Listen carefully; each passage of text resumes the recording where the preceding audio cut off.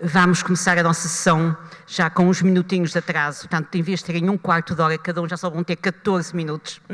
Eu gostava de cumprimentar a assistência, cumprimentar também os colegas que estão a seguir em casa. Isto é uma sessão essencialmente prática, para uma população-alvo, muitas pessoas que não são cardiologistas, mas que é muito importante este nosso intercâmbio. E sem perdermos tempo, nós íamos, portanto, as sessões vão ser baseadas essencialmente num caso clínico e depois as guidelines aplicadas ao caso clínico. Íamos então começar e a pedir ao Dr. Pedro Mateus, do Hospital de Vila Real, se começava. Íamos começar por vir a abordagem inicial do doente com suspeita de angina. Quiçamos, vamos pedir quando e quem referenciar. Obrigada, Pedro.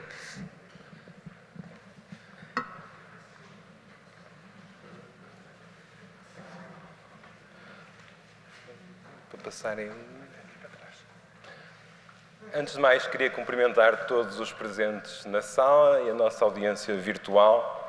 E então, para discutir convosco a abordagem inicial do doente com suspeita de angina, trazia 2 casos clínicos, o primeiro de um doente sem doença coronária conhecida e um segundo caso de um doente com antecedentes de revascularização do miocárdio. O primeiro caso é de uma senhora de 52 anos, residente a cerca de 30 km da cidade de Vila Real, com um quadro de 2 anos de evolução de uma dor torácica que a doente descrevia como retroesternal, opressiva, desencadeada por esforços moderados e aliviada em repouso ao fim de cerca de 5 minutos. E estas características da dor permitem-nos a sua localização, a sua qualidade, os fatores desencadeantes e de alívio, permitem-nos dizer e classificar esta doente como tendo uma dor anginosa típica, porque cumpre estes 3 critérios. Assim sendo, esta doente apresentava fatores de risco, tinha história de patologia tiroideia, dizia-nos que a sua mãe tinha uma história também de angina de peito e estava medicada com aspirina, IECA e bloqueador de canais de cálcio. Portanto, a primeira questão que se põe nesta doente, que tinha um exame objetivo normal, para além de uma tensão arterial sistólica ligeiramente elevada, era que exames adicionais solicitar para a avaliação básica. Portanto, hipótese 1, análises clínicas, eletrocardiograma, ecocardiograma ou todos os anteriores.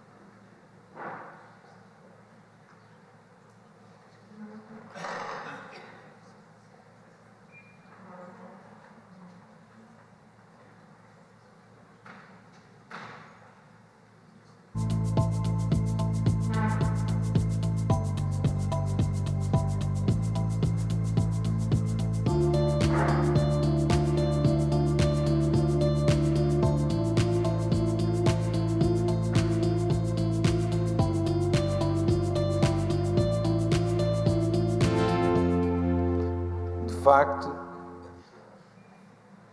as recomendações da Sociedade Europeia de Cardiologia vão de encontro ao manifestado pela totalidade dos presentes. Recomendo a realização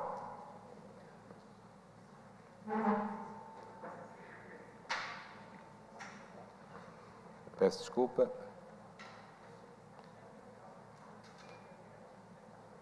Recomendam a realização de análises clínicas para avaliar o perfil de risco cardiovascular e de causas que potencialmente contribuam para o desencadear dos sintomas em todos os doentes, assim como do eletrocardiograma e do ecocardiograma para avaliar a função ventricular e detectar alterações da contractilidade segmentar. Em casos específicos, poderá ser realizado o exame de Holter e raio-x do tórax se houver suspeita de doença pulmonar. Voltando à nossa doente, em termos analíticos, não havia grandes alterações para além de um perfil lipídico discretamente elevado. O seu eletrocardiograma não tinha alterações valorizáveis e o ecocardiograma mostrava uma normal função ventricular sem alterações segmentares. Posto isto, na suspeita de uma dor com características anginosas, qual o teste diagnóstico mais apropriado para confirmar este diagnóstico? A hipótese 1. Não é necessário nenhum teste, apenas tratar a ansiedade da doente, realizar uma prova de esforço clássica, um ecocardiograma de sobrecarga ou um angiotaque das coronárias.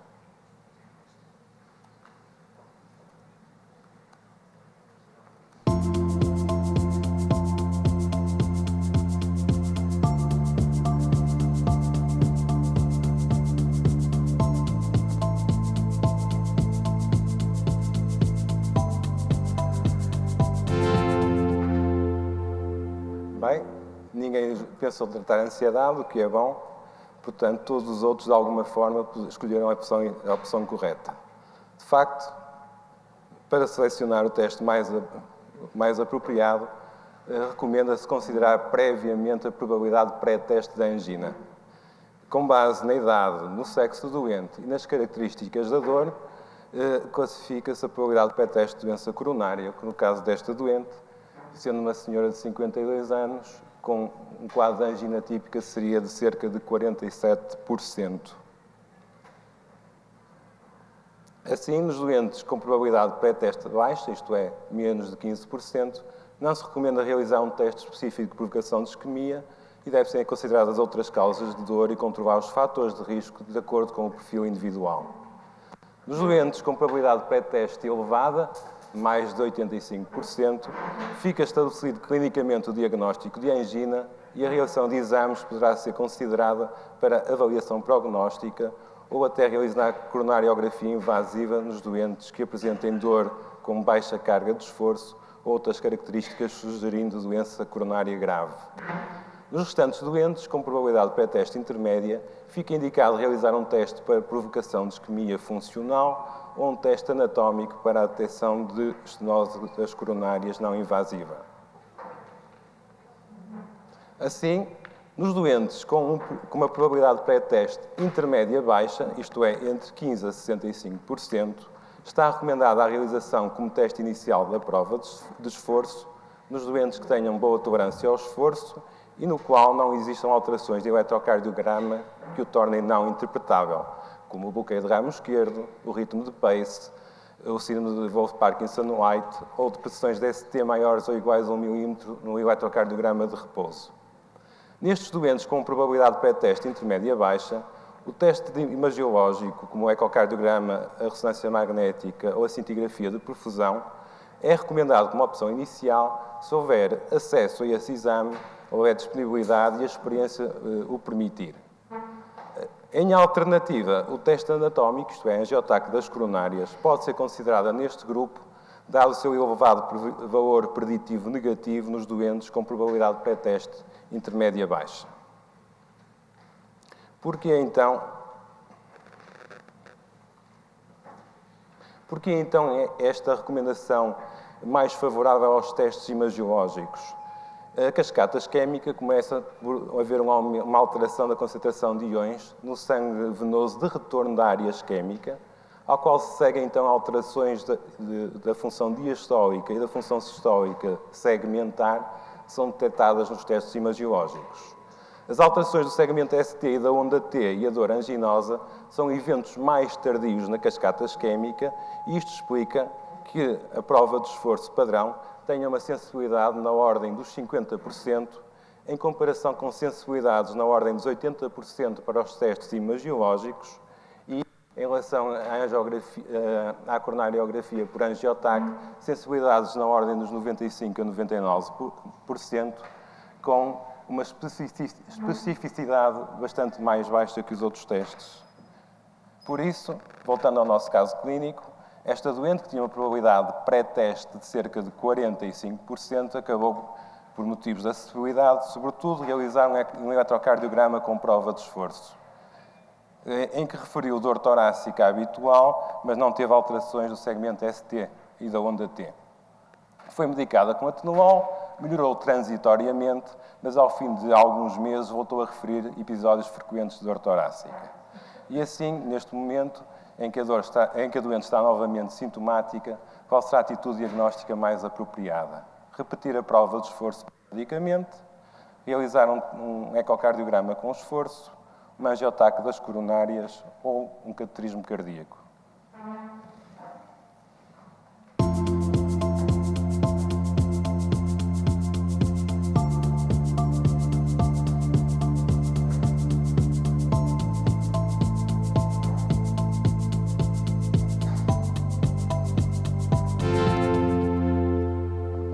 As opiniões dividem-se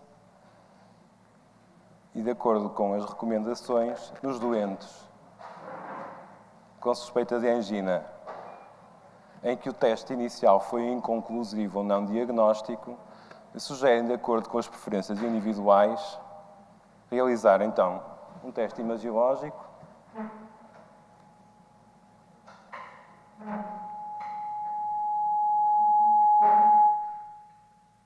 Realizar um teste funcional imagiológico, se o primeiro foi uma prova de esforço, ou uma modalidade diferente, se foi feito já um teste imagiológico inicial. Fazer um teste anatómico, angiotaque das artérias coronárias, se características favoráveis e probabilidade pré-teste intermédia baixa, ou, em casos selecionados, um cateterismo cardíaco invasivo com a detecção invasiva do Fractional Flow Reserve para decisão de revascularização. Esta doente fez uma cintigrafia, que foi interrompida precocemente por aparecimento do bloqueio do ramo esquerdo e da dor torácica habitual, com alterações discretas da perfusão na parede anterior e anteroseptal. E, na sequência deste exame, foi efetuado um cateterismo cardíaco que demonstrou uma lesão ostial crítica da segunda diagonal. Ora, ia-vos mostrar.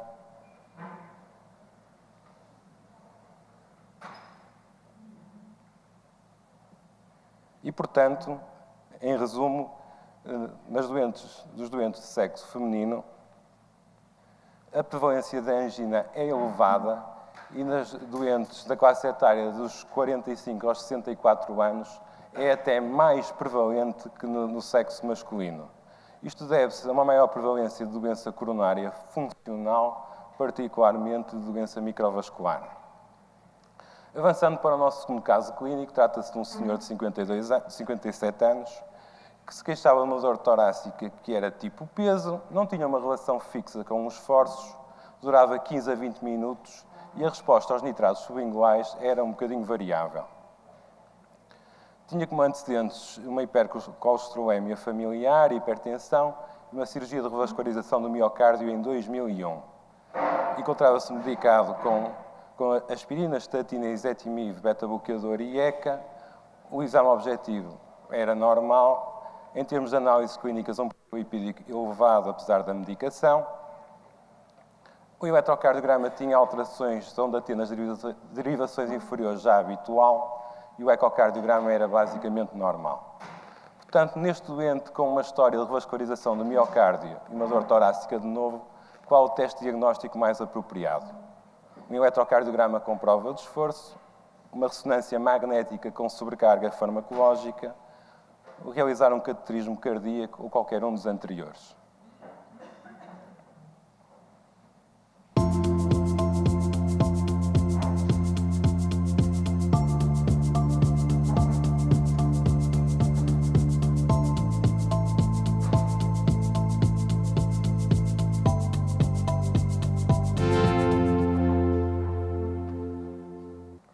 Portanto, a maior parte dos presentes escolheu um teste imagiológico de sobrecarga e, de facto, as recomendações da Sociedade Europeia indicam que nestes doentes com revascularização prévia, os exames imagiológicos são mais adequados do que a prova de esforço em tapete rolante.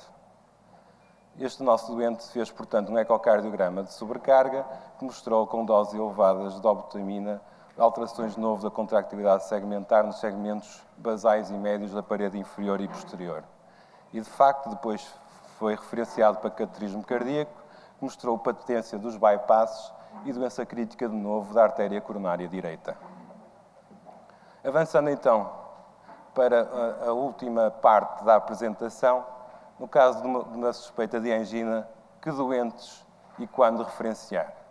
Este é um resumo das recomendações internacionais e, na ausência de recomendações internacionais, existe uma recomendação da DGS referente à angioplastia coronária, que realça que, depois de um ano deste procedimento, há um papel central da medicina geral e familiar no seguimento destes doentes, que devem ser referenciados à instituição hospitalar, caso haja sintomas de novo.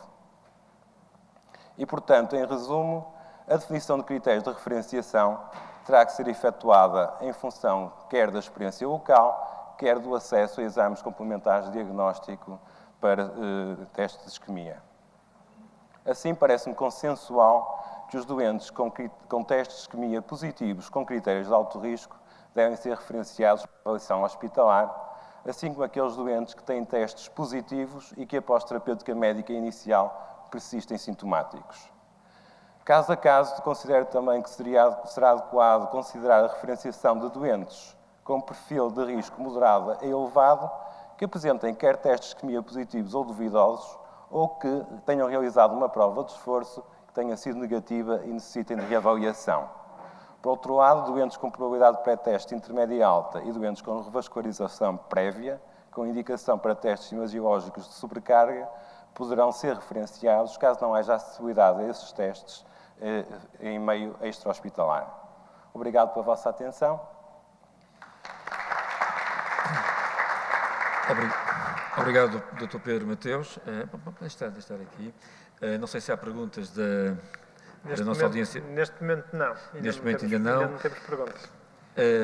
Muito interessante a abordagem, de facto, muito linear e sobretudo, ficar claro que para a doença não conhecida, o teste de esforço, quando é de intradmil, que é de facto o primeiro teste nas situações em que ele é efetuado, e depois naquela situação em que a doente não respondia à terapêutica, ir para a imagem e então aí poder-se escolher entre a via da isquémia ou então a via da imagem. Com o TAC, com o valor preditivo negativo muito elevado, permite excluir a doença logo e às vezes termina aquele todo ciclo de exames e de confusões que se vão gerando ao longo do estudo do doente, ou então um teste isquémico com imagem. Acho que isso ficou bem claro para quem... E, portanto, gostava agora que alguém fizesse perguntas. Não há nenhuma... Só temos comentários elogiosos aqui dos colegas de casa. Gostaram muito da apresentação, uma apresentação muito prática. Parabéns. Obrigado. Ter a ideia de que quando nós, no fundo isto tudo é depois escolher doença coronária e o que fazer no caso de doença coronária. Ter a ideia de que quando falamos de angina crónica, estamos a falar que a revascularização, nomeadamente a angioplastia, visa tratar sintomas, sobretudo, na doença, se é a doença de um ou dois vasos, de ter essa noção. Portanto, o tratamento médico é um tratamento muito válido e que, à luz da evidência mais atual, para a doença de um vaso, o doente também tem que entrar nesta discussão do tratamento, porque, de facto, em termos de mesmo tratamento de sintomas, o tratamento médico, a angioplastia ou o tratamento médico com a terapêutica máxima são equivalentes a curto prazo e para tratamento de sintomas. Se alguém quer fazer um comentário acerca disto? Não, Pedro, parece que... Muito obrigada. Íamos então continuar. Agora é a revascularização na doença coronária em 2018. O que é que o não cardiologista precisa saber? Íamos pedir ao Dr. Gustavo Moraes, do Centro Hospitalar de Vila Nova de Gaia, e íamos pedir à Assembleia para participarem mais. Mas estamos a aquecer os motores ainda, mas era importante.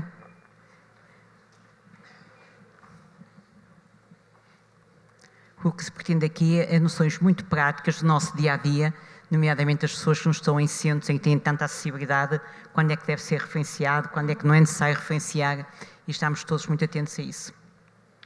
Gustavo está aí a vestir-se a noiva, que demora um bocadinho. Ok, Gustavo, muito obrigada.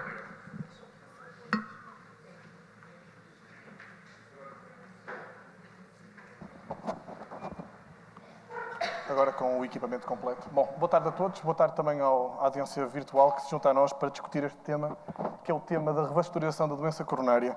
E porque o tempo é curto, eu gostaria que nos próximos 15 minutos eu gostaria de vos passar pelo menos 5 mensagens que eu considero importantes relativamente a esta temática, que é a temática da revascularização do miocárdio.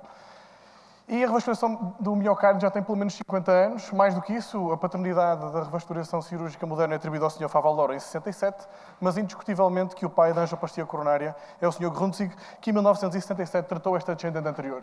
Vejam a lesão antes, vejam o resultado imediatamente após uma angioplastia com balão, vejam o resultado a 10 anos e vejam o resultado a 23 anos.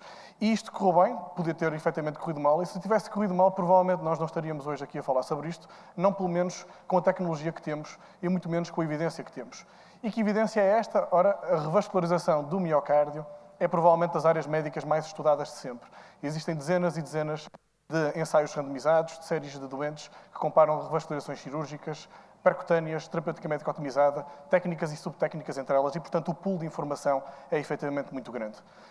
A maneira mais fácil de nós olharmos para isto é efetivamente a autorização no doente agudo e no doente estável. É provavelmente a maneira mais simples e nós só temos poucos minutos para abordar isto. E se falarmos do doente agudo, hoje em dia nesta sala nenhum de nós deve ter dúvidas que neste homem de 50 anos, que vem com dor torácica súbita e com supradécia da parede interior, quanto mais rapidamente nós abrimos esta descendente anterior, mais nós vamos poupar o nosso doente a complicações mecânicas, complicações elétricas, insuficiência cardíaca e morte. E, portanto, independente da maneira como nós estratificarmos isto, quer contemos desde o início dos sintomas até a artéria estar aberta, ou desde o primeiro contacto com o médico até a artéria estar aberta, o que nós sabemos é que quanto mais rapidamente nós abrimos a artéria, menos mortalidade os nossos doentes vão ter. Quando olhamos, em vez do infarto com supra para o infarto sem supra da ST, a evidência é cada vez mais no sentido de estratégias rotineiramente invasivas, e essa estratégia rotineiramente invasiva deve ser tão mais precoce quão mais grave é o nosso doente. E, efetivamente, nós devemos ser rápidos nestes doentes de maior risco, indo fazer uma estratégia invasiva nas primeiras 24 horas, ou se o doente for pelo menos de risco intermédio, pelo menos nas primeiras 72 horas. Mas resta a questão do que fazer àquelas artérias que, estando com lesões que nos parecem importantes, não são, porventura, as cúlpitas responsáveis pelo infarto do nosso doente. E, pelo menos, para o infarto supra-DST, nós temos alguma evidência que mostra que, se nós fizermos angioplastia nos nossos doentes durante o índex, os nossos doentes vão ter menos eventos, vão ter menos mortalidade e vão ter menos chatices nos meses e nos anos que vêm logo de seguida. E, portanto, a minha primeira mensagem de hoje é, no doente agudo, a estratégia deve ser invasiva. Quanto mais grave for o nosso doente, mais precocemente invasiva deve ser a nossa estratégia. E, finalmente, a revascularização total no mesmo internamento é uma opção que parece ser boa. Pelo menos temos evidência para isso no infarto com supra-DST. Mas vamos olhar agora para o doente estável. E olhando para o doente estável, nós vamos começar já com 2 casos. Vejam aqui do lado esquerdo a mulher tipicamente portuguesa, uma senhora baixinha e gordinha, de 64 anos, diabética e hipertensa, que tem um ecocardiograma com má janela e que se apresenta com cansaço para médios esforços e com uma prova de esforço eletricamente positiva. E do lado direito, um homem de 64 anos de idade, hipertenso, fumador, que tem um ecocardiograma normal, que tem uma dor torácica que não tem qualquer relação com o esforço, portanto nós não conseguimos perceber bem, e que tem uma prova de esforço também eletricamente positiva. E com uma grande barriga. Reparem que com uma grande barriga, é verdade, e que bebe muita cerveja. O que eu quero dizer com isto é que estes 2 cenários que nós temos aqui são cenários típicos num laboratório de intervenção em Portugal. E vejam a descendente anterior de cada um destes doentes. Ignorem as restantes artérias e assumam que ela não tem mais doença. Reparem nas lesões na descendente anterior, naquela senhora diabética, e reparem deste senhor fumador. Olhem bem para estas lesões e digam-me, preparem-se para votar, o que é que acham? Acham que devemos revascularizar a artéria da esquerda, daquela senhora diabética? Devemos revascularizar a artéria da direita, do doente fumador? Vamos revascularizar as duas? Não vamos revascularizar nenhuma? Ou então? Não sei. Olhem novamente para as artérias. É melhor mostrar qual é a da direita e da esquerda. Tu apontaste no sentido contrário. Doente A Ok. é o doente, aquela senhora diabética. E o doente B é aquele doente fumador. O que é que vos parece?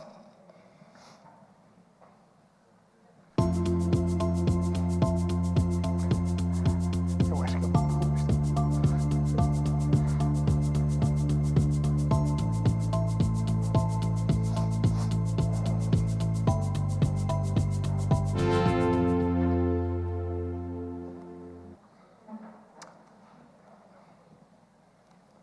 Ora bom, eu vou-vos dizer aquilo que eu acho que é a minha opção. Não sei.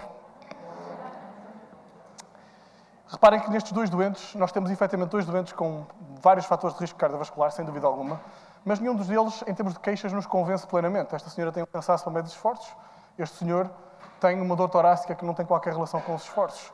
E ambos têm uma prova de esforço que é eletricamente positiva, mas isso dá-nos uma informação de facto muito limitada. Mas quando nós queremos saber mais coisas, tipicamente nós olhamos para as normas de orientação e o que é que elas nos dizem? Que nós podemos revascularizar doentes ou por prognóstico ou por sintomas. Por sintomas, neste caso, já vimos que de facto isto não nos ajuda muito, mas vamos assumir que queremos ir pelo caminho do prognóstico. Vamos começar por aqui. A área de isquemia superior a 10%. Reparem, isto é um estudo com mais de 10 mil doentes de 2003. E em 2003, neste estudo, uma cintigrafia de perfusão de miocárdio, aquilo que se constatou é que quando a área de isquemia era estimada em superior a 10%, que o prognóstico era pior para estes doentes. E é com isto que nós nos baseamos. Reparem, nós estamos a olhar para 2003. Mas vamos voltar àquela tabela. Reparem nas outras opções para o prognóstico. Doença do tronco comum com estenose superior a 50%. Qualquer lesão da descendente anterior com estenose superior a 50%. Doença de 2 ou 3 vasos com disfunção ventricular esquerda e com estenoses superiores a 50%. Ou então um single remaining vessel com uma estenose superior a 50%. E nós insistimos nisto do superior a 50%, quando que superior a 50% pode ser para mim uma coisa, pode ser diferente para aquele senhor ali ao fundo ou para aquela senhora ali ao fundo. E, portanto, vamos olhar para as letrinhas pequeninas. Há aqui um A, a letra pequenina. Este A diz-nos com isquemia documentada ou com um FFR inferior ou igual a 0,80. Isto muda tudo, muda a interpretação das guidelines e muda todo o nosso comportamento. E está aqui, numa letrinha pequenina, que é aquele A que ali está. E o que é isto do FFR que nós falamos? Ora, o FFR é apenas uma maneira prática, mas também invasiva, de nós avaliarmos o impacto que tem uma lesão coronária.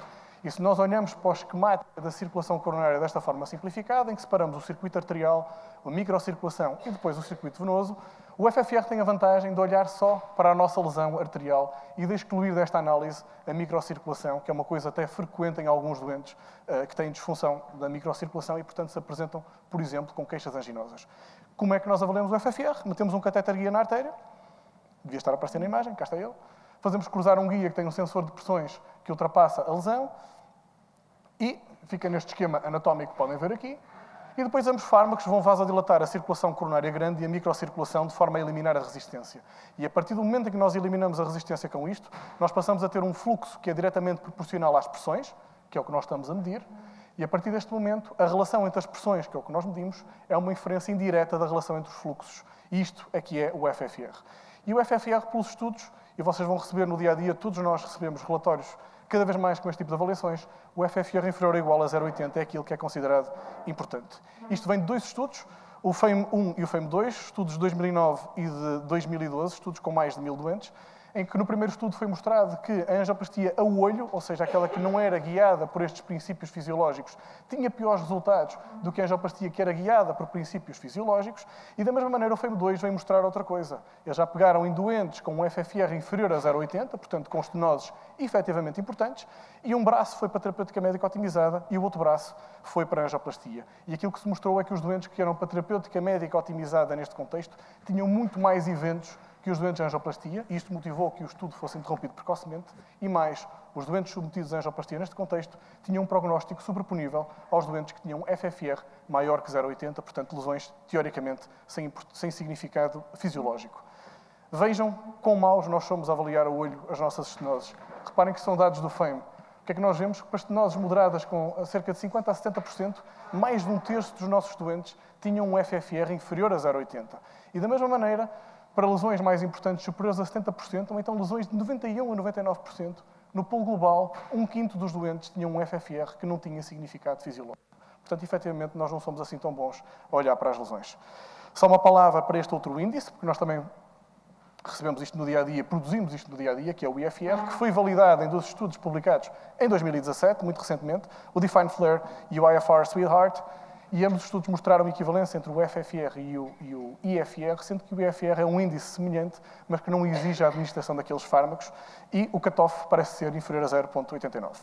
E, portanto, a segunda mensagem de hoje, aquela que eu acho que é mais importante, é que a isquemia é que devem gerir o nosso dia-a-dia e a nossa forma de tratar os doentes. Mas vamos continuar com os doentes estáveis. Mais um caso. Um homem, também gordinho e que bebe muita cerveja, diabético, hipertenso e fumador, que vem com um ângulo para esforços progressivamente mais pequenos, até ser para pequenos esforços. Ecocardiograma sem alterações. Vamos mais uma vez olhar para a angiografia coronária deste homem. Vejam lesões importantes da descendente anterior, que este vaso aqui vai.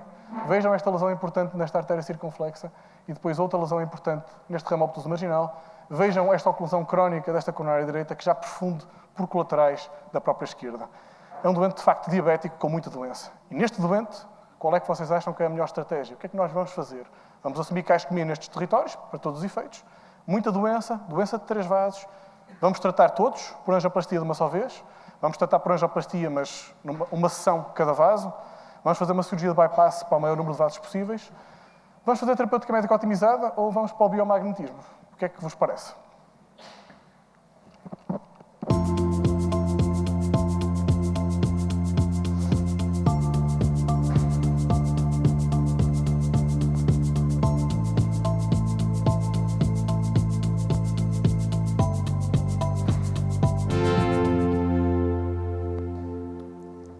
confesso que tinha alguma esperança para o biomagnetismo, mas, bom...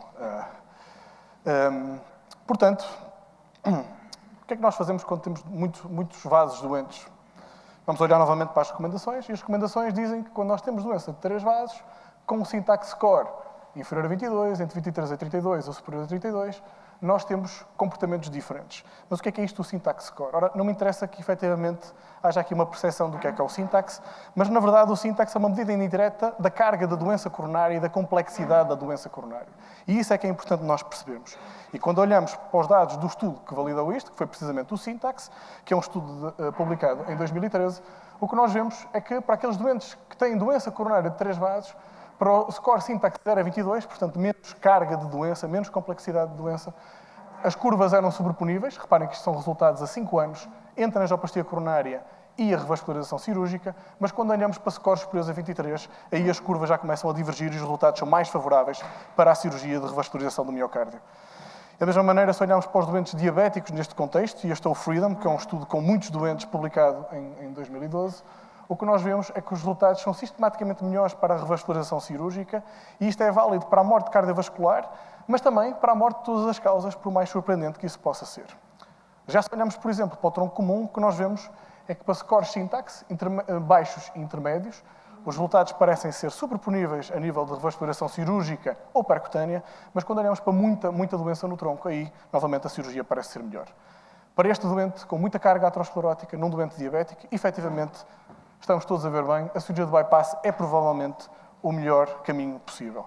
Mas os doentes não são todos iguais. E o facto do syntax nos dizer aquilo não quer dizer que o doente tenha que ser operado. Ou seja, o doente pode ter outras comorbilidades que o podem limitar, pode não poder ser submetido a uma revascularização de todos os vasos, pode nem sequer ser submetido a qualquer tipo de revascularização e, portanto, nós temos que nos habituar a olhar para o doente, não só do ponto de vista técnico, mas também do ponto de vista clínico.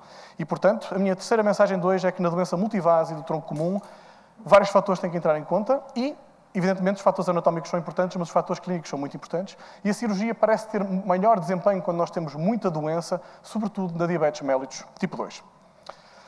Mas uma pausa aqui só para voltarmos a olhar aqui para como nós revascularizamos o doente estável, que é aquilo sobre o qual nós temos vindo a falar até agora. A revascularização do miocárdio, que é feita tipicamente por pontagens para lá da doença, portanto, a vantagem da revascularização cirúrgica é que ela ultrapassa a doença, pode ser feita com pontagens arteriais ou venosas, mas parece haver alguma evidência de que as pontagens arteriais são melhores, de melhor durabilidade, pese embora o facto de isso não se representar bem nas séries a longo prazo. Já na revascularização percutânea, que é aquilo que nós fazemos nos laboratórios de intervenção, nós temos que atravessar a zona de doença, temos que tipicamente deixar lá plataformas que mantenham a patência da artéria, e nós temos plataformas hoje em dia cada vez melhores, com perfis cada vez melhores, com fármacos cada vez melhores, com polímeros e fármacos circunferenciais ou apenas abdominais, e portanto nós neste momento temos muito material à nossa disposição, mas o mais importante é passar a mensagem que, efetivamente, quando nós agora olhamos para trás e vemos os stents com fármaco ou os stents sem fármaco, hoje em dia os resultados parecem ser sistematicamente melhores para os stents revestidos com fármaco, quer a nível de eventos de nova revascularização a posteriori, mas também a nível de trombose de stent, em que parece haver vantagem, efetivamente, para os stents com fármaco, mesmo que a terapêutica dupla antiplaquetária seja de curta duração.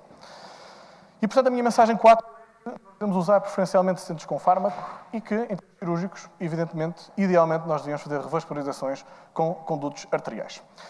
Só para terminar, eu gostava de abordar novamente a questão da angina e vamos com o Orbita, porque isto foi publicado em 2018. E 2018 é o ano que nós estamos. E o Orbita é um estudo interessante porque, efetivamente, os autores tiveram a coragem de pegar uma pool de doentes e de os randomizar de forma oculta para angioplastia coronária ou terapêutica médica otimizada. Não foi, pegaram num grupo de doentes, fizeram uma otimização terapêutica durante 6 semanas e depois submeteram os doentes ou a angioplastia ou a placebo, sem que os doentes e os médicos que os acompanhem soubessem o braço do tratamento em que eles estavam. Reparem bem nisto, isto é extraordinário.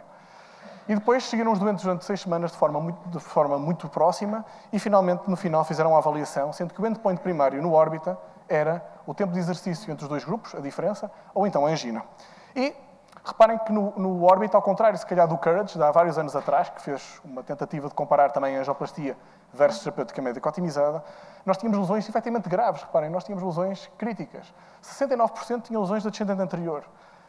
A estenose média era de 84%. O FFR médio era 0,69. Lembrem-se que o cutoff era 0,80. E o FR médio era 0,76, quando o cutoff é 0,89. E a média dos doentes estava com 3 fármacos. Reparem bem nisto. Não houve diferença. Os doentes com angioplastia tinham mais de 16 segundos e não houve diferença estatística na angina. Em todo o caso, convém olhar para isto e dizer que, efetivamente, estamos a olhar para doentes com doença de um vaso. E eram só 200.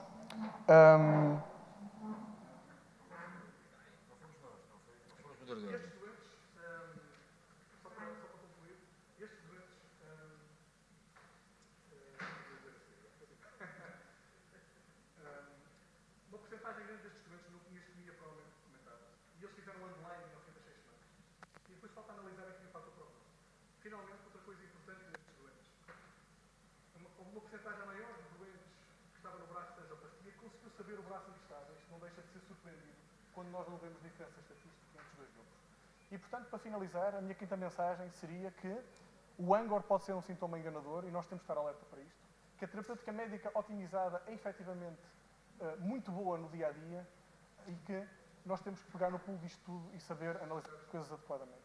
Quando nós tentamos oferecer o melhor aos nossos doentes, nós temos que integrar a evidência do dia-a-dia, a capacidade técnica que nós temos para oferecer em termos de tratamento e, finalmente, e só para concluir, quando nós não temos nada disto disponível, nós temos que reunir um hard team, uma equipa de pessoas de vários conhecimentos técnicos e utilizar esse conhecimento para tentar tirar a melhor decisão para o nosso doente. Muito obrigado pela vossa atenção. Pode ficar. Obrigado, Gustavo, pelas desses 5 pontos. Perguntas de audiência? Não há perguntas de audiência?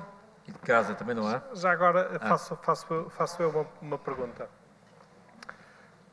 É um bocadinho lateral, mas é relacionada com o tema que apresentaste, Gustavo, e já agora dou-te os parabéns, foi uma excelente apresentação e interessante apresentação, embora este tema seja claramente mais de cardiologia e menos, digamos, dos colegas fora da cardiologia. Mesmo assim, por vezes, nós lemos que, a dada altura, neste caminho que se percorreu até hoje, e com toda a informação, e como disseste bem, é uma das áreas mais estudadas em medicina e com muita investigação, por vezes lemos que, a dada altura, neste caminho se cometeu alguns excessos de intervencionismo, de revascularização coronária. Queres comentar sobre isso? Ou seja, quando é que às vezes também corremos esse risco de tomar medidas excessivas de intervencionismo excessivo nesta área? Ora bom, isso é uma pergunta interessante. Eu, antes de mais, queria só dizer que eu não fico com a impressão de que isto seja uma área especificamente da cardiologia. Porque eu acho que estamos todos a falar a mesma linguagem.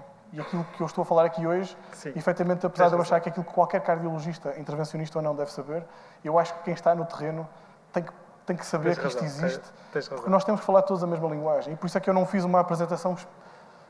Foi vocacionada para um público, certamente, mas não foi assim tão vocacionada para um público. Tens razão. Eu referia-me mais à decisão em si, ou seja, na verdade, no fim da linha são vocês que tomam a decisão. Fazer as pessoas que aqui estão nesta sala passarem pelo as mesmas indecisões, as mesmas dúvidas que nós temos num laboratório de intervenção no dia-a-dia. Mas essa pergunta é muito boa relativamente aos excessos. Porque, efetivamente, se nós passarmos a regular a nossa capacidade ou a nossa decisão de intervenção, que é mais correto, pelos dados fisiológicos, nós provavelmente vamos tratar menos doentes. E, por outro lado, vamos, se calhar, tratar alguns doentes que nós, se calhar, não iríamos tratar de outra forma. Há pessoas que olham, por exemplo, e estamos a falar, provavelmente, desta questão do FFR, não é do IFR, que são índices invasivos, e, eu, pessoalmente, eu acho que o futuro não vai passar por avaliações invasivas dos doentes. Acho que vai passar por métodos de avaliação não invasivos, que nos permitam discriminar de forma muito mais assertiva aquilo que é a importância das nossas lesões e se são, efetivamente, as lesões as responsáveis. Porque o que nós vemos no dia-a-dia é que temos muitos doentes, e o exemplo disso era aquela senhora baixinha e gordinha, diabética, que são doentes que frequentemente se apresentam com queixas anginosas e depois nós vamos a ver não têm provavelmente doença coronária obstrutiva, ou seja, é a microcirculação que é responsável por isso. E nós vemos no dia-a-dia que a nossa tendência é tratar lesões a olhómetro e a evidência parece ser no sentido contrário. E quando nós pegamos da nossa experiência pessoal, nós fizemos um estudo no nosso centro e nós pegamos em doentes aos quais fazíamos FFR e ressonância magnética cardíaca. E mesmo naqueles doentes com angina, que se apresentavam no nosso laboratório de hemodinâmica e na ressonância magnética e que não tinham evidência de isquemia por ressonância e por FFR, e nós tínhamos uma correlação muito boa entre os dois, o que nós constatámos é que nós relegávamos estes doentes para a terapêutica médica otimizada e estes doentes tendencialmente portavam-se bem a nível de sintomas e a nível de prognóstico. Okay. Gustavo. E, portanto, eu acho que tenho que terminar agora. Portanto, houve excessos de intervenção, mas acho que hoje em dia nós estamos a mudar os comportamentos. Obrigado. Obrigado, Gustavo. Portanto, vamos continuar. Íamos pedir agora ao professor André Luz que nos vai falar sobre um tema que é extraordinariamente importante, que é o aspecto da antiagregação plaquetária na doença coronária, como é que deve ser feita, até quando, para quem e quando é que nós podemos interromper e como. André?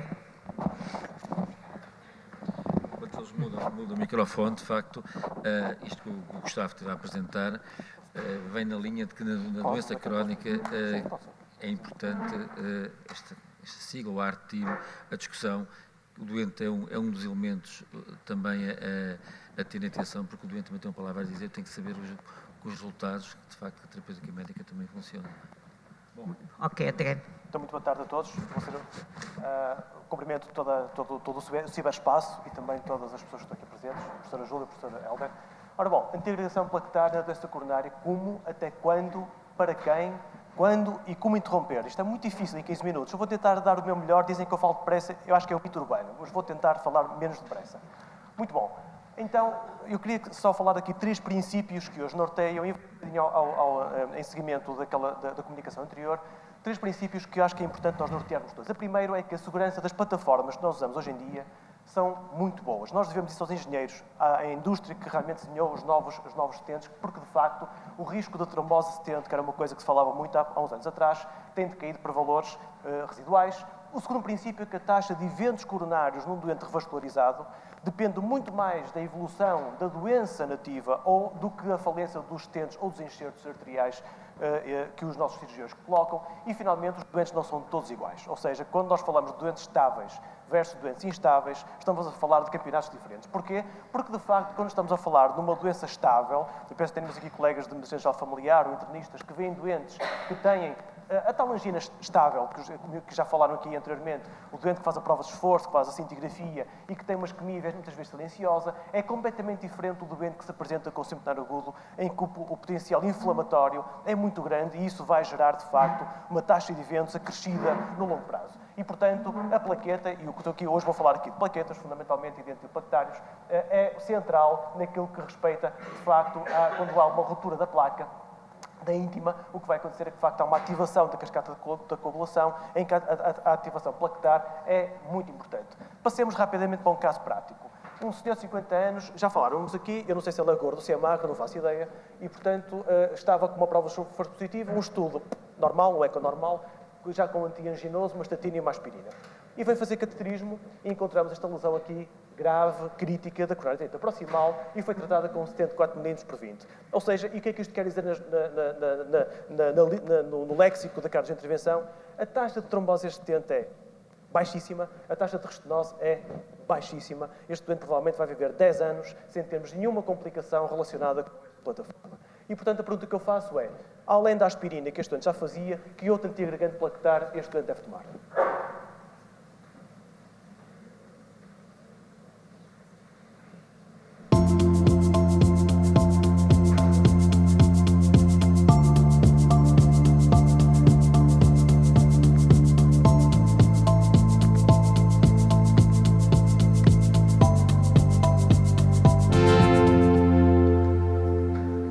Depois podemos discutir isso, então, qual é a evidência que está por trás disso.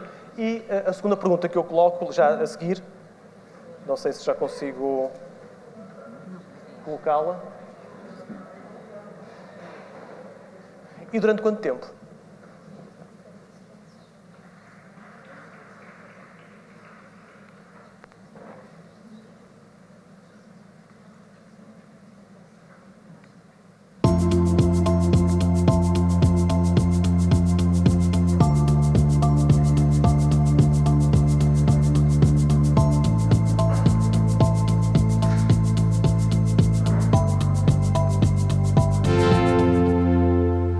Ora bom, 12 meses realmente em relação à dúvida se era o ticagrelor, se era o clopidogrel, podemos depois sobre isso, mas realmente a esmagadora maioria da plateia pensa que será 12 meses. Eu não sei se será tanto assim. Vamos ver, fazer aqui um bocadinho de regresso ao passado. A aspirina, de facto, é um fármaco que começou já no tempo dos egípcios para tratar muitas baleitas. No fundo, era um fármaco tratado, ou salicilado, para tratar a doença inflamatória, e foi até a nível do AVC que ele se começou a impor como um antiagregante potente e para melhorar os resultados com doentes com AVC. Só em meados, só nos anos 80, primeiro em 74, 80, até houve um grupo que deu um prémio Nobel só por conhecer os efeitos, de facto, da aspirina, mas realmente só muito lá para o final dos anos do século XX é que se começou a demonstrar que a aspirina, de facto, era um antiagregante que tinha impacto prognóstico na redução de novos eventos vasculares. Mas o que é interessante, e estamos em 96, olhando um bocadinho para a minha área também, como a do Gustavo, que é a área da cardiologia de intervenção, repare-se que este grupo de doentes que foi submetido à primeira geração de stents sem fármaco, o velhinho Palmachatz, o que se verificava é que este é o grupo dos doentes em que se avaliava a ativação dos receptores plaquetares e este é o grupo dos doentes a preto que tinham trombose subaguda de stent. Felizmente já não vemos este tipo de taxa de trombose subaguda de stent. Verificava-se que, de facto, era um evento muito mediado pela adesão plaquetária. Todos os doentes estavam hipocoagulados. Achava-se que a hipocoagulação é que era, de facto, a forma de reduzir isto tudo. Mas verificou-se que os doentes tinham todos o INR muito normal e o INR não era um preditor da trombose de stent. E, portanto, daí para a frente foi só desenhar um ensaio clínico, verificando-se que, de facto, os doentes que eram anticoagulados versus que eram antiagregados tinham muito mais taxa de eventos na dependência, aqui sim, de stents de primeira geração, velhinhos, com técnicas de implantação que não têm nada a ver com a técnica que usamos hoje em dia e, portanto, havia muito mais eventos. E foi a partir daqui que, de facto, a aspirina e a integração plaquetar foram a pedra angular do tratamento do doente coronário até chegarmos ao CREDO Trial, que foi publicado em 2002, verificando-se que, de facto, quando juntávamos um outro antiagregante plaquetar, como o clopidogrel, verificávamos que havia um melhor prognóstico dos doentes do que aqueles que eram tratados em monoterapia. Mais importante ainda, a dose de carga era muito importante. Ou seja, dose de carga, como nós hoje conhecemos, isto é uma coisa que vem já de 2002, mais a manutenção da antiagregação plaquetar durante 12 meses era o recomendado até à data. Só que, entretanto, começou-se a verificar, através de alguns estudos, lembro daqui do Prodigy e outros, que, de facto, começámos a misturar um bocadinho as águas, doente estável, doente instável, e verificamos que, afinal, apesar de tudo, se nós encurtássemos a dupla antiagregação plaquetar, isto é importante para colegas que estão noutras áreas que estão tanto da cardiologia, num doente estável, no estudante da peça, se encurtássemos, apesar de tudo, tínhamos menor mortalidade não cardíaca, a mesma mortalidade cardiovascular, e apesar de haver ainda alguma taxa, enfim, acrescida de trombose de stent, ela era compensada pela menor mortalidade, e, portanto, o que nós hoje temos como recomendação classe 1A é, de facto, uma dupla antiagregação durante 6 meses, independentemente do tipo de stent. Estou a falar de stent, não estou a falar de stents bioabsorvíveis, não vou falar desse tipo de plataformas, mas hoje em dia praticamente 100% dos stents que nós usamos são stents com fármaco, os stents sem fármaco já praticamente não se usam e, portanto, é 6 meses e a resposta que eu daria ao doente que vos apresentei era dupla antiagregação durante 6 meses, é suficiente. E, claro que em doentes com alguns subtipos de condições anatómicas mais desfavoráveis, eventualmente pode ser considerada a extensão até 12 meses ou até mais tempo, mas isso em casos muito particulares. Portanto, a resposta, penso que aqui seria mais correta, seria 6 meses. Caso número 2. Este é um doente de 80 anos, já com antecedentes de infarto, admitido por um novo infarto sem de ST, 6 meses depois, com ECG com alterações, troponina positiva, disfunção renal, alguma anemia, depressão ligeira a moderada da função, hipossinese anterior, enfim, um doente bom para nós tratarmos no dia-a-dia do laboratório hemodinâmico. E o que nós vamos aqui verificar? Verificamos que, de facto, tem um stent aqui colocado na altura do seu infarto inferior que está muito bem, aqui um stent também na DA também muito bem, mas realmente uma progressão de doença galopante em 6 meses, com doença do tronco, doença do sistema circunflexa, direita proximal, média. O doente não queria nada com os cirurgiões e os cirurgiões também não queriam nada com ele, portanto, recusaram-se um ao outro por risco cirúrgico acrescido e, portanto, tivemos que fazer uma técnica percutânea e assim foi. Tratamos com 4 stents, à direita, uma angioplastia com mini crush do tronco distal. Enfim, este doente já não tem 2 stents, tem 6 stents. Okay? Porque realmente não tinha uma opção cirúrgica, foi negado pelo cirurgião, dada de considerar-se que era um doente muito frágil e, portanto, que não ia ter um bom benefício com a cirurgia e em boa verdade, o doente também não queria nada com a cirurgia, recusou terminantemente ser operado em qualquer parte. E, portanto, tivemos que lhe oferecer uma estratégia de vasculação percutânea completa. Ora bom, e isto é outro campeonato, porque estamos a falar de um doente com doença aguda, ainda por cima já com doença prévia. E o que é que nós temos? Temos os velhinhos estudo CURE, que foi publicado em 2001 e verificamos que os doentes que vinham com doença instável aqui de facto há uma grande vantagem de adicionar um segundo antiagregante ao doente que está com aspirina. E repare-se que, independentemente de ser revascularizado ou não, porque muitas vezes pode haver aquela assunção que o doente, lá porque não foi revascularizado, não beneficia da dupla antiagregação. Não é verdade. Um doente com a doença coronária aguda, com um super-DST, um sem super-DST ou uma angina instável, é um doente que tem uma taxa de eventos, como eu disse no início, no segundo princípio, é um doente que tem uma taxa de eventos acrescida no longo prazo. E, portanto, faz todo sentido que se proteja o doente, não tanto daquele território que foi revascularizado, mas fundamentalmente do resto da anatomia coronária. É um doente vulnerável, não é a doença coronária, aquele segmento que eu tratei que é vulnerável. É o todo um doente que é vulnerável. E, de facto, os últimos anos foram imensos na colocação de novos fármacos, novos ensaios clínicos, a demonstrar que, de facto, enfim, há um pano para mangas para investigarmos sobre isto. Eu não vou detalhar nos estudos, como é evidente, e só assim, para tentar não colocar aqui tabelas de guidelines, que eu acho que isso não é a melhor opção, de facto, para quem tem que lidar com estes doentes todos os dias, nos doentes com infarto do miocárdio é lícito iniciar logo inibidores P2Y12, mal se faz o diagnóstico, preferir o ticagrelor, que é o que está recomendado nos NSTEMIs logo que se estabelece o diagnóstico, reservar o clopidogrel para doentes que têm que pensar em colocar um anticoagulante, porque ele tem uma FA, ou eventualmente o prasugrel, penso que não é muito usado em Portugal, mas de facto só no infarto com elevação de ST, ou naqueles em que nós já conhecemos a anatomia coronária, no sem elevação de ST. Portanto, neste doente que vos coloquei, com 80 anos, com vários stents, com antecedentes de infarto, enfim, com aquelas complexidades todas, qual é a duração da antiagregação plaquetar dupla? O que é que vocês acham? Desculpa.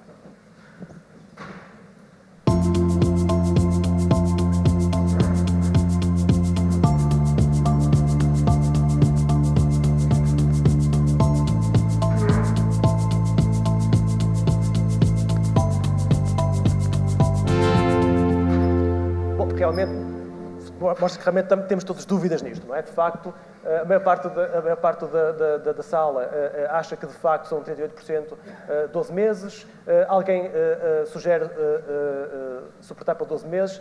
6 meses, ok, é preciso ter coragem, mas acho que podemos discutir isso. Nenhuma das anteriores, felizmente, ninguém disse isso. Ora bom, e de facto, há um estudo dedicado para este tipo de doentes, recentemente publicado, um estudo coreano, que teve a coragem de questionar se, de facto, 6 meses versus 12 meses ou mais de doentes submetidos à angioplastia de doentes com seminários agudos. Reparem que é só agudos, não estamos a falar de doença estável.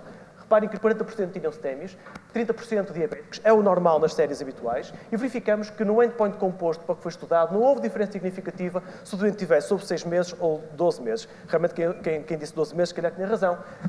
Mas é muito interessante verificarmos que, apesar de haver uma tendência para maior sangramento naqueles doentes, obviamente, com uma antiagregação plaquetar prolongada, repare-se que aos 6 meses, ok, tivemos uma diferença em benefício para os doentes que faziam dupla antiagregação prolongada, que está a vermelho. Ou seja, de facto, menos é de menos. E, portanto, mas o que é interessante verificarmos é que, mais uma vez, os doentes tinham mais infarto, embora fosse um endpoint secundário, ok? Mas era não relacionado com o vaso que foi tratado. E isto é muito importante. Mais uma vez, reforça-se que os doentes muitas vezes regressam por evolução da doença nativa remota àquela que nós tratamos anteriormente.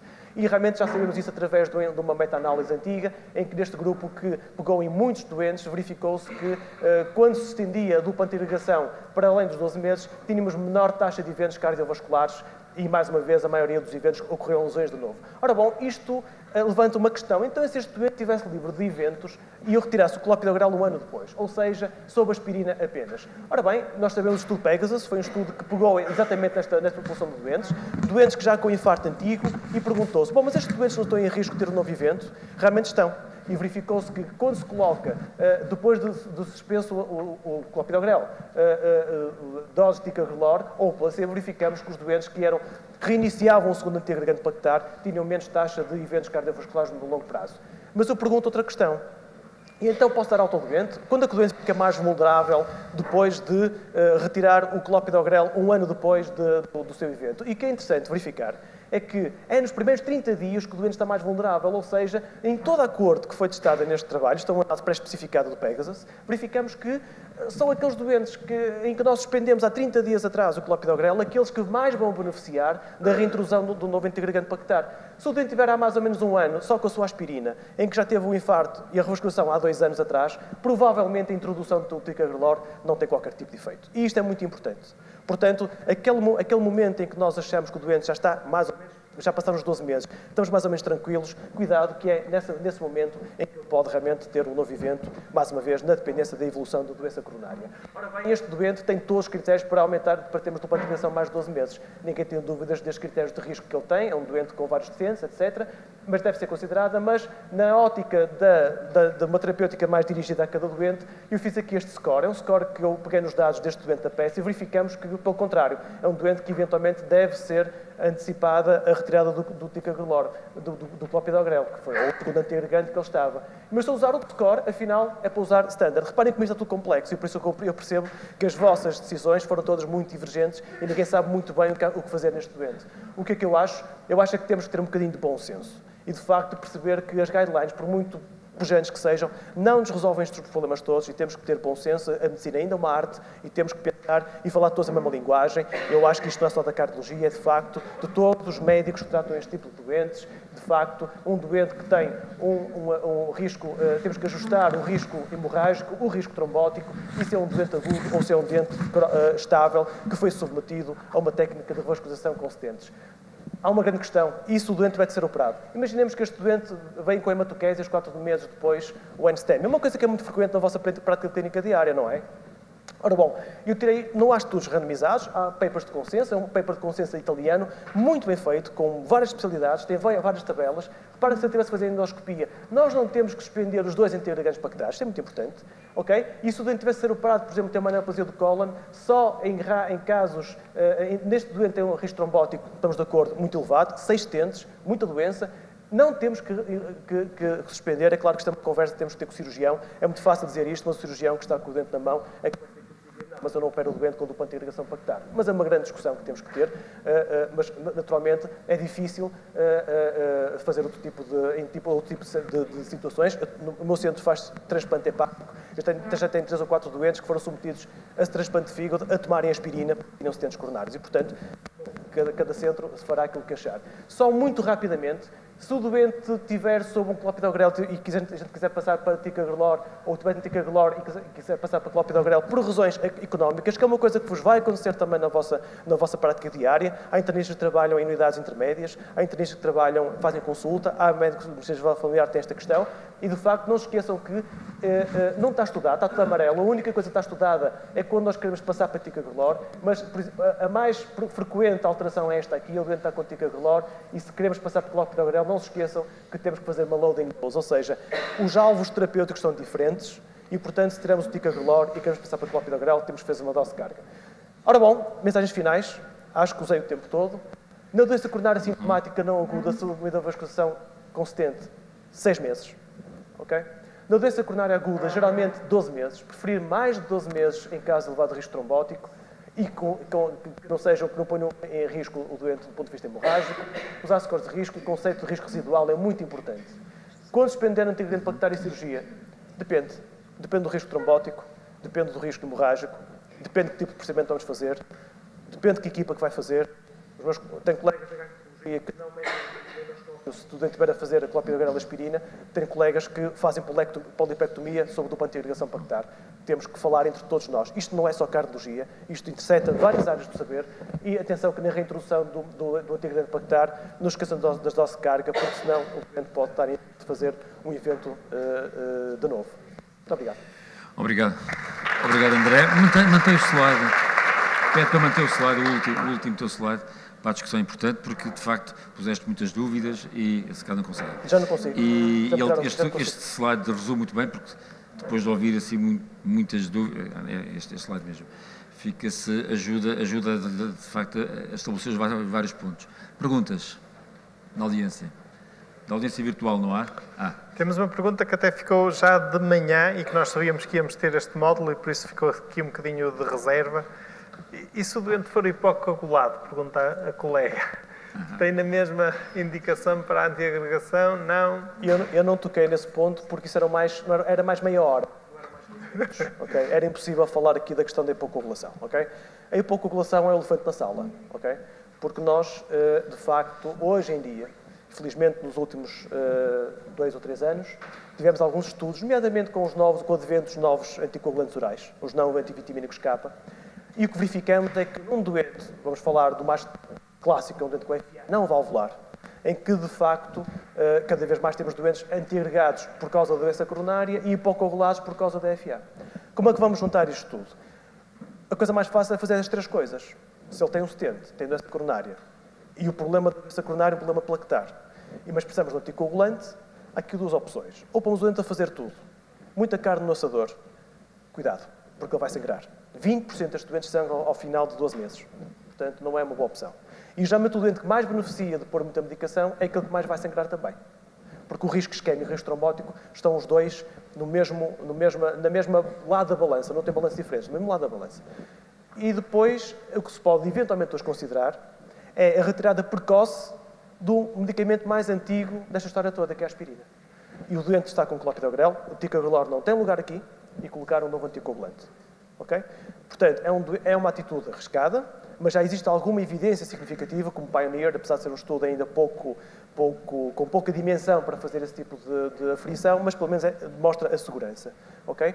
E há um grande estudo que eu gosto muito de citar, que é o estudo mais corajoso, só podia ser um estudo nórdico, que é o VUST, em que há muito tempo atrás perguntou-se assim, então se nós temos a aspirina, rapidamente hipocoagulação e pusemos a velhinha varfarina com clopidogrel. Verificou-se que não só a taxa de eventos vasculares não foi diferente, mas obviamente a taxa de hemorragia foi muito mais baixa nos doentes em que se trava a aspirina de equação. Portanto, já temos alguma evidência no doente, e respondendo à sua pergunta, no doente que tem que fazer hipocoagulação, façam.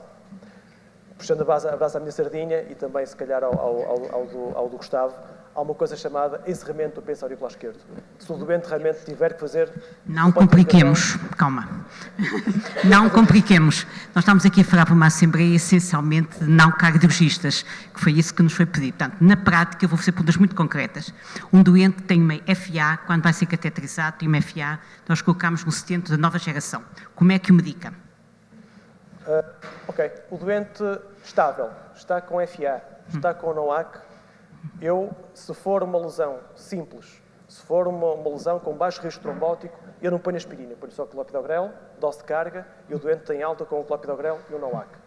Se o doente for um doente agudo, com o NSTEMI, por exemplo, com o simular agudo sem elevação de ST, com um doente diabético, em que faço uma angioplastia mais complexa, uma bifurcação, ponho 2 stents, e eventualmente o que se poderá fazer é, transitoriamente, é o que está recomendado, durante um mês, pelo menos, 1 mês a 3 meses, terapêutica tripla, aspirina e clopidogrel e o NOAC, e a passado de 1 a 3 meses, retirar a aspirina e o doente fica só com clopidogrel e o NOAC.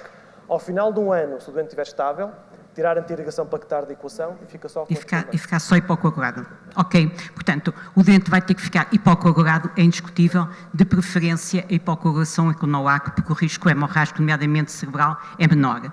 Vamos ter que pôr a antirrigação plaquetária, vamos ter que ponderar muito bem qual é o risco trombótico, qual é o risco hemorrágico do doente e a fragilidade do doente.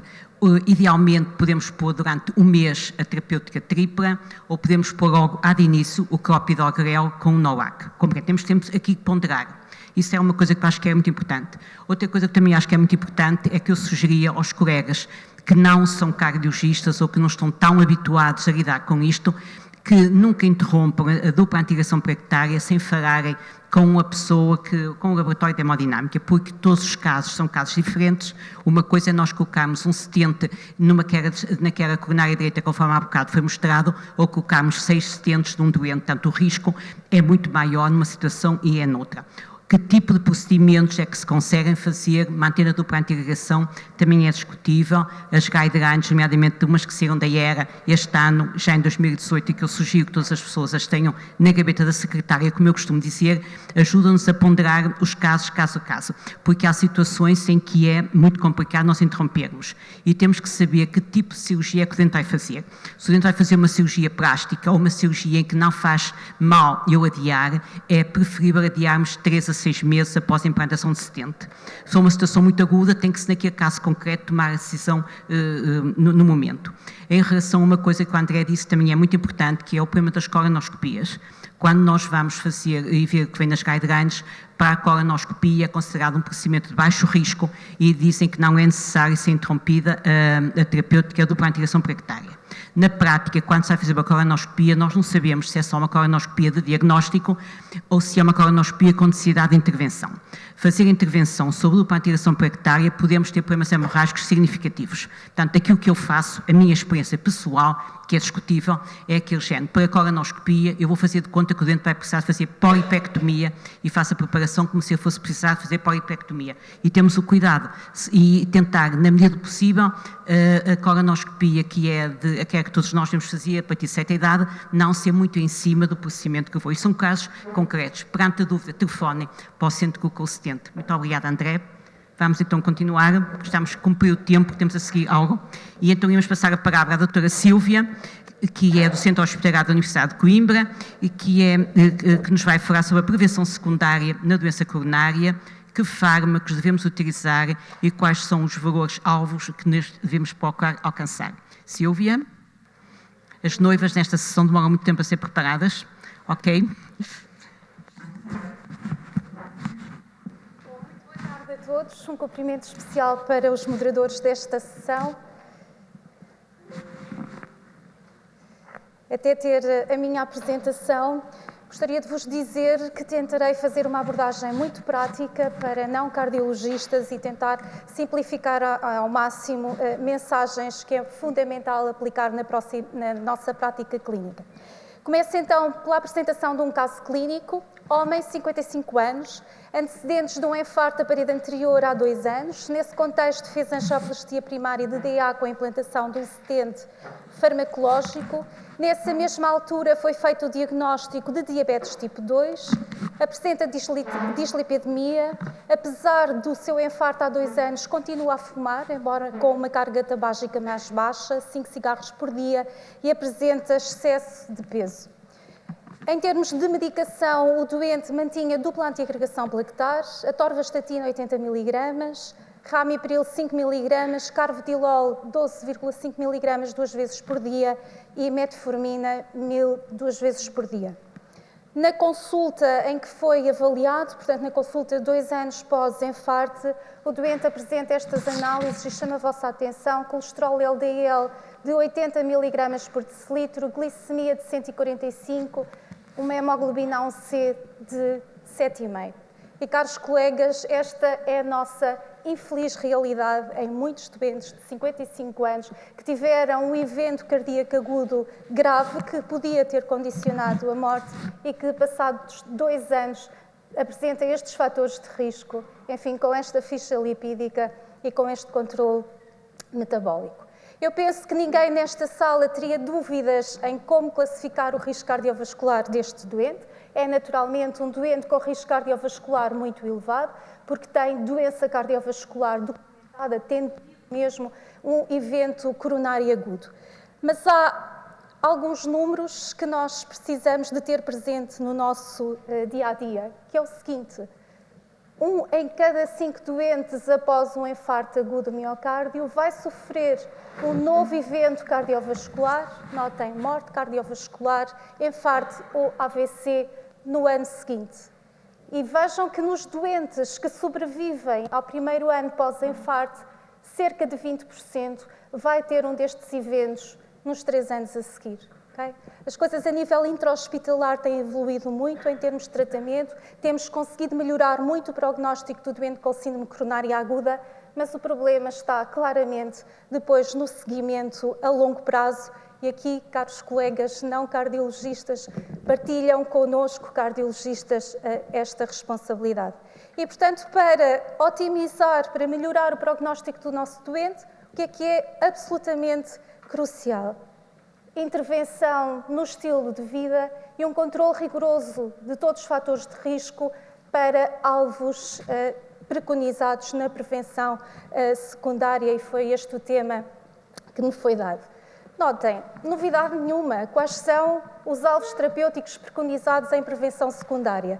Todos nós temos estes valores presentes: pressão arterial inferior a 140/90 mm de mercúrio ou uma diastólica de 85 mm de mercúrio no caso do doente ser diabético, um colesterol LDL alvo inferior a 70 mg por decilitro ou no caso do doente ter valores basais entre 70 e 135 miligramas por decilitro, uma redução de pelo menos 50% do valor basal. E relativamente ao alvo da hemoglobina A1C, para a generalidade dos diabéticos inferiores a 7%. Vou agora centrar-me em dois temas que são absolutamente essenciais pelo seu impacto prognóstico e são, porventura, aqueles em que mais falhamos na prática clínica: dislipidemia e diabetes. De facto, como mostra esta meta-análise, há uma relação clara, praticamente linear, entre redução dos níveis de colesterol LDL e redução dos eventos cardiovasculares. Hoje, em 2018, não há qualquer dúvida, temos evidência sólida, consistente, robusta, que mostra o benefício da redução do colesterol LDL na redução de eventos cardiovasculares. Mas estamos a falhar. E na prática clínica estamos a falhar, e a falhar muito, mesmo em doentes pós-evento cardiovascular. E não somos só nós portugueses que estamos a falar. De facto, na população europeia, o que se verifica é que em doentes pós-evento cardiovascular, apenas 21% dos doentes têm o seu colesterol LDL no nível preconizado, isto é, inferior a 70 mg por decilitro. Notem, menos de 60% têm colesterol LDL abaixo de 100. Apesar de tudo, praticamente 90% dos doentes estão medicados com estatina. Mas então o que é que se passa? Porque é que não conseguimos atingir os alvos? Não é possível, não temos medicação, não nos esforçamos, somos nós que estamos a falhar, ou será que é o nosso doente que não está a cumprir? Bom, um estudo Improve It, publicado em 2015 e que incluiu doentes com síndrome coronária aguda recente, mostrou o seguinte: mostrou que a combinação de ezetimibe com uma estatina permitiu uma redução dos níveis de colesterol LDL para 54 mg por decilitro, em comparação com a estatina isolada, que se ficou aqui nos 70 mg por decilitro, e, portanto, estes níveis mais baixos no braço da terapêutica combinada permitiu uma redução de eventos cardiovasculares significativa no braço desta associação. E notem, no braço da associação, o colesterol LDL médio foi na ordem dos 53, ou seja, abaixo daquilo que as guidelines continuam a recomendar, que são os 70 mg, e isso foi o que foi conseguido no braço só da estatina. E, portanto, colesterol abaixo daquilo que é recomendado mostrou reduzir os eventos isquémicos. Mas, mais recentemente, o evolocumab, no estudo Fourier, este é um inibidor da PCSK9 de administração subcutânea. Notem, mostrou que era possível reduzir os níveis de colesterol LDL em cerca de 60% e o braço medicado com evolocumab subcutâneo teve, em média, níveis de colesterol na ordem dos 30 mg por decilitro e traduziu-se numa redução significativa do endpoint primário, que era o composto de morte cardiovascular, infarto, AVC, angina instável ou revascularização coronária. Portanto, uma redução significativa de eventos isquémicos. As últimas guidelines de infarto com supra dizem de uma forma clara que quando não conseguimos atingir o alvo de colesterol LDL abaixo de 70, precisamos de introduzir, de associar à estatina em dose máxima tolerada outras terapêuticas, nomeadamente o ezetimibe e o inibidor da PCSK9. Alguns conceitos que considero fundamentais na abordagem do doente diabético: a detecção precoce dos distúrbios da glicemia e a seleção de fármacos com benefício na doença cardiovascular. Este slide tem que nos acompanhar todos os dias e percebermos que um doente diabético que tenha um infarto perde em média 12 anos de vida no momento do seu diagnóstico, quando comparado com um homem da sua idade sem estas complicações. E dizer-vos também que, ao longo do tempo, e este trabalho mostra a evolução do prognóstico do infarto agudo do miocárdio ao longo dos últimos 20 anos, e felizmente verifica-se uma melhoria de prognóstico, quer no doente com síndrome coronária aguda sem diabetes, quer no doente com diabetes. Mas notem, mesmo ao fim de 20 anos, a diferença entre a mortalidade do doente não diabético e diabético mantém-se inalterada. E, portanto, é fundamental instituir intervenções que melhorem o prognóstico do doente diabético. E se é verdade que há inúmeras justificações relacionadas com a própria doença, também é verdade que somos nós que estamos a falhar. E sistematicamente tratamos pior o doente diabético. E notem aqui, em termos de terapêutica acessível a todos nós, habitualmente damos menos IECA e menos estatina a estes doentes, que são uma pool de doentes de altíssimo risco. O que é fundamental no doente diabético? Diagnóstico o mais precoce possível. Esta é uma mensagem importante. Qual é a história natural da diabetes e este conceito de contínuo de risco cardiovascular? Está bem estabelecido que habitualmente fazemos o diagnóstico de diabetes com 5 anos de atraso. Mas pior do que isso, a doença macrovascular, onde se insere a doença cardiovascular, começa a progredir anos antes, quando temos apenas elevações discretas da hiperglicemia que não são compatíveis ainda com o diagnóstico de diabetes. E é por isso fundamental, e as guidelines são muito claras, em todo o doente com doença coronária, é fundamental investigar de forma proativa, isto é, determinar glicemia em jejum, hemoglobina A1C, e se com estes 2 parâmetros não conseguimos fazer o diagnóstico de diabetes, o doente coronário deve sempre fazer uma prova de tolerância à glicose oral para excluir diabetes ou pré-diabetes. E imediatamente após o diagnóstico, é fundamental selecionar fármacos para o tratamento da diabetes que permitam um controle metabólico adequado, mas sobretudo que permitam uma redução do risco cardiovascular. E felizmente nos últimos anos tivemos grandes novidades nesta área e temos neste momento 2 classes terapêuticas de tratamento da diabetes, os inibidores da SGLT2 e os análogos da GLP-1, que demonstraram benefício na redução de eventos cardiovasculares. O primeiro estudo a demonstrar este efeito foi o EMPA-REG Outcome, em que a empagliflozina, em comparação com o placebo, demonstrou uma redução significativa do endpoint composto de morte cardiovascular, infarto ou AVC, e depois o resultado foi semelhante na canagliflozina, o que significa que provavelmente estamos aqui perante um efeito de classe. E mais tarde, no estudo LEADER, o liraglutide demonstrou também redução destes eventos cardiovasculares, que foi depois também demonstrado com o semaglutide. E, portanto, aqui uma mensagem fundamental, quando falamos em tratamento de diabetes, diabetes é uma doença cardiovascular, não se trata apenas de reduzir a hemoglobina A1C, não nos podemos ficar por isso. Nós queremos reduzir a hemoglobina A1C, mas queremos, sobretudo, reduzir os eventos cardiovasculares e, portanto, devemos sempre privilegiar a seleção destes fármacos com impacto relevante na redução de eventos cardiovasculares. Mas, de facto, como vos disse, apesar desta evidência toda e de sabermos todos quais são os alvos e qual o impacto que tem na redução de eventos cardiovasculares, continuamos a falhar. E não somos nós, é transversal a todos os países. Preocupados com isto, o Programa de Prevenção da Doença Cardiovascular fez um inquérito recente junto dos médicos para saber porque é que na prática estamos a falhar. Identificaram como principais barreiras destes aspectos a ausência de percepção por parte dos profissionais de saúde que a prevenção secundária é importante e, por outro lado, a ausência de programas estruturados de seguimento destes doentes, particularmente do doente com infarto após um ano.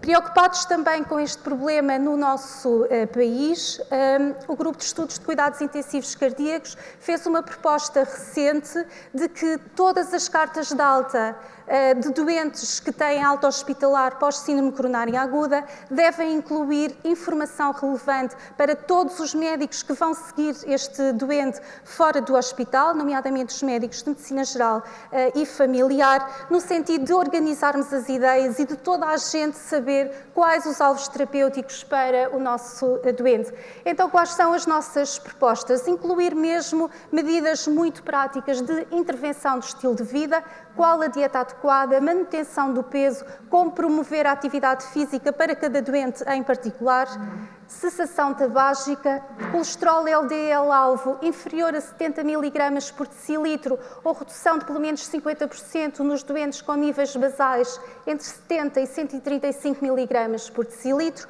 Como conseguir este alvo? Dose máxima tolerada de estatina, combinada, quando necessário, com ezetimibe ou com o inibidor da PCSK9. Valores de pressão arterial inferior a 140/90 ou inferior a 85, no caso dos diabéticos. Para todos os diabéticos, otimização do controle glicémico, hemoglobina A1C para a generalidade dos doentes, no entanto, preconiza-se hemoglobina A1C inferior a 6,5%, para doentes com diagnóstico recente de diabetes e, sobretudo, quando conseguimos atingir este alvo com fármacos seguros que previnam mesmo eventos cardiovasculares. Alvos menos exigentes para doentes com longo tempo de evolução da doença, com história de hipoglicemia severa ou complicações vasculares graves e, sempre que possível, optar por fármacos que tenham demonstrado benefício na redução de eventos cardiovasculares, em particular os inibidores da SGLT2 e análogos da GLP-1. E, portanto, voltava ao caso clínico para vos fazer a questão. Para aquele doente de 55 anos que teve um infarto há 2 anos, quais são os alvos terapêuticos a atingir? Qual a opção correta? Pressão, e preparem-se para votar, pressão arterial inferior a 140/85 milímetros de mercúrio, colesterol LDL inferior a 100, hemoglobina A1C inferior a 7%. Hipótese 2, pressão arterial inferior a 140/90, colesterol LDL inferior a 70 e A1C inferior a 7%. Hipótese 3, pressão arterial inferior a 140/85, LDL inferior a 70, A1C inferior a 6,5% ou nenhuma das anteriores.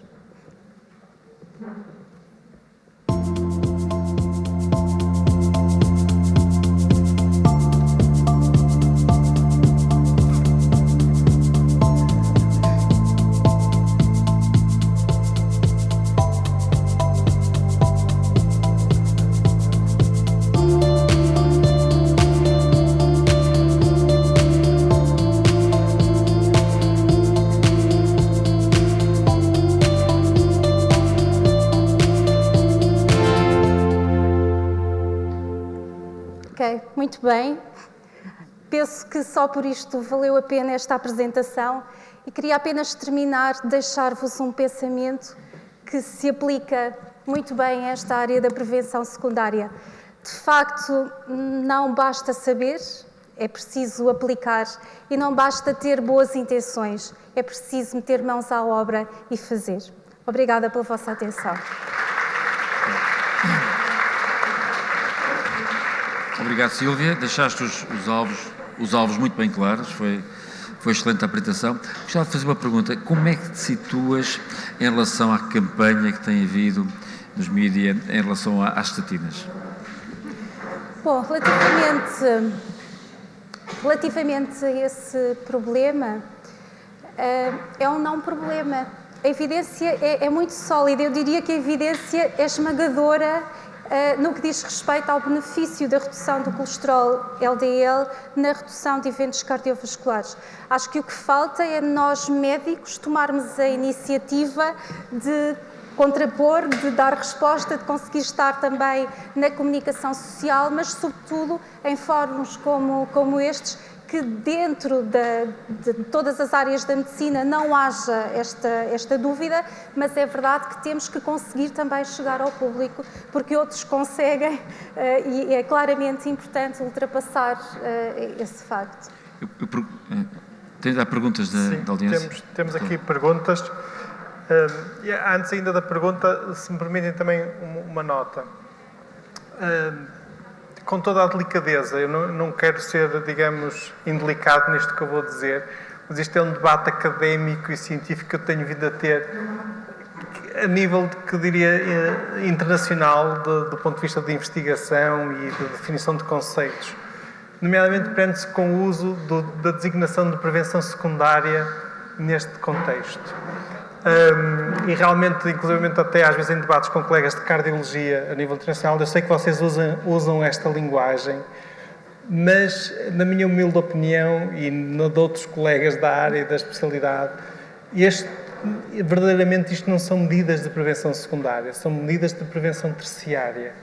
A prevenção secundária aplica-se, por exemplo, a medidas e atitudes preventivas que são tomadas quando o doente está assintomático e nós implementamos, por exemplo, rastreios para uma detecção precoce da doença. As medidas de prevenção terciária aplicam-se quando o doente já tem a doença e nós tentamos gerir e evitar as complicações dessa doença. É precisamente esta a situação. Eu sei que isto é um preciosismo, mas realmente é a altura da gente, se calhar, começar a usar a designação correta. A respeito do movimento das estatinas, pertinente é, realmente estes doentes são os doentes de alto risco. Estes são os doentes que mais beneficiam, sem dúvida, dos tratamentos e das nossas atitudes, digamos, terapêuticas. São aqueles que têm os números necessários para tratar mais baixos. O problema é que, no passado, usou-se muitas vezes a estratégia da extrapolação da evidência obtida na prevenção terciária para a prevenção primária.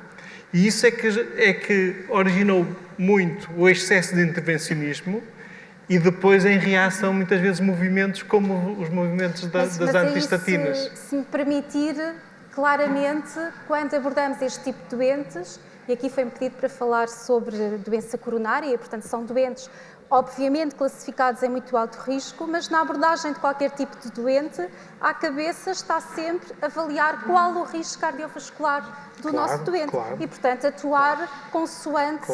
Agora, o nosso problema não é medicar a mais, o nosso problema continua a ser não identificarmos claramente qual o risco cardiovascular dos doentes, nomeadamente não considerar que um diabético com fatores de risco ou com lesão de órgão-alvo é também um doente de muito alto risco cardiovascular, ou um doente com doença renal crónica, ou um doente com múltiplos fatores de risco. Portanto, temos que ser sensatos, claro que sim, mas de facto também toda a evidência tem vindo a mostrar que tem havido muita inércia no fundo, no chegar a estes alvos terapêuticos, e acho que não podemos de facto perder este foco de que não basta medicar, e é verdade que medicamos muito com estatinas, mas não basta medicar. Nós temos que medicar, avaliar, isto é, repetir análises, para ver se o doente está no alvo e estamos bem, e o alvo é determinado de acordo com o seu risco cardiovascular, ou se está fora do alvo, estamos mal. E acho que esse é o grande caminho que nos falta fazer.